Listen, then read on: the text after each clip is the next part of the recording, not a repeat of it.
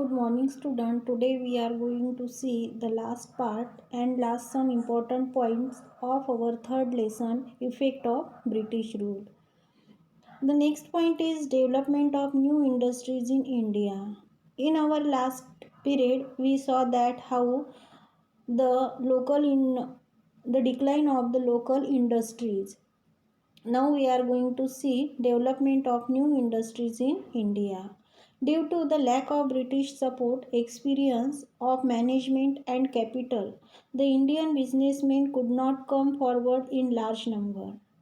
Due to the lack of British support means for the British did not support the Indians and the Indians did not have the experience of management regarding the industries, and there was no capital there was no capital to start the industries. Due to the lack of these things, the Indian businessmen could not come forward in large number.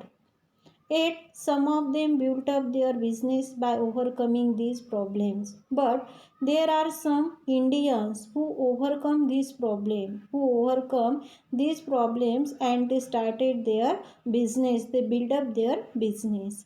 In 1853, Kawasji Nanabhai Dadar started the first textile mill in Mumbai, and one of the Indian is Kawasji Nanabhai Dadar. He started his first textile mill in Mumbai in 1853.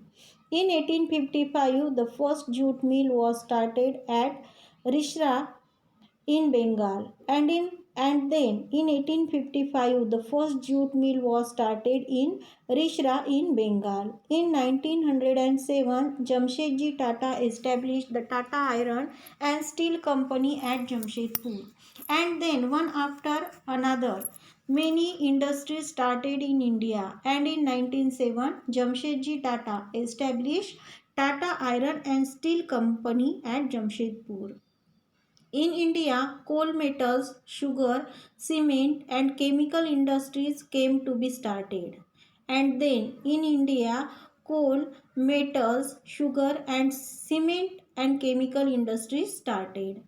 Social and cultural effects. What are the social and cultural effects of this? In the 19th century Europe, a new era took shape on basis of values like humanitarianism, democracy, nationalism, liberalism, etc.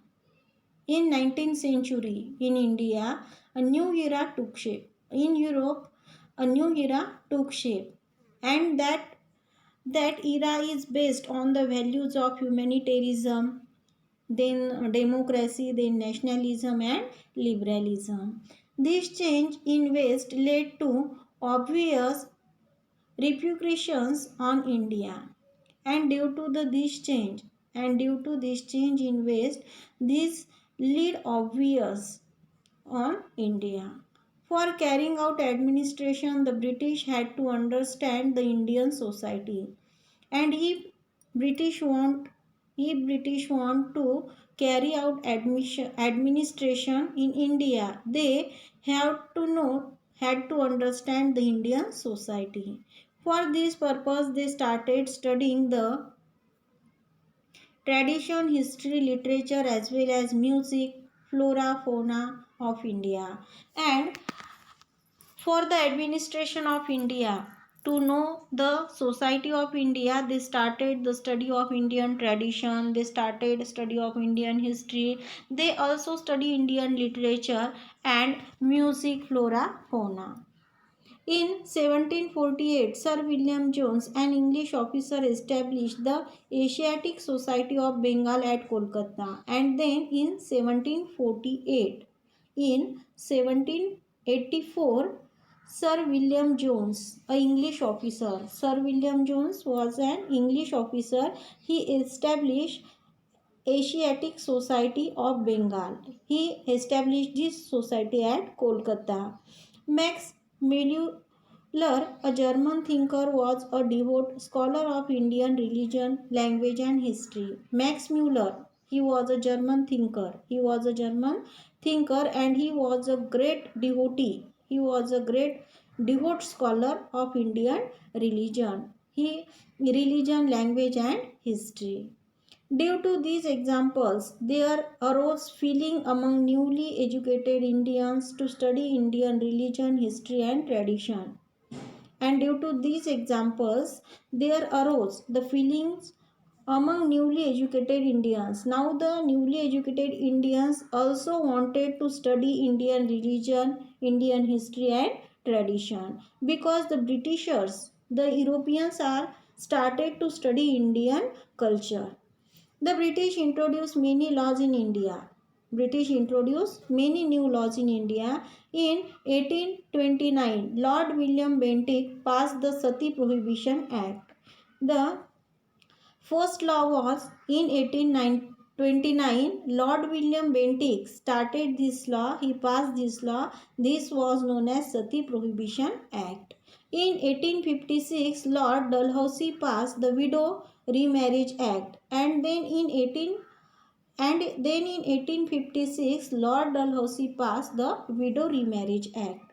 These acts were responsible for social reforms. Due to these acts, various social reforms took place. For carrying out administration in India, the British required English educated Indians.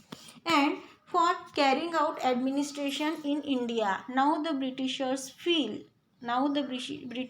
felt need of English educated Indians. According to recommendation of Lord Macaulay in 1835, English education started being imparted in India.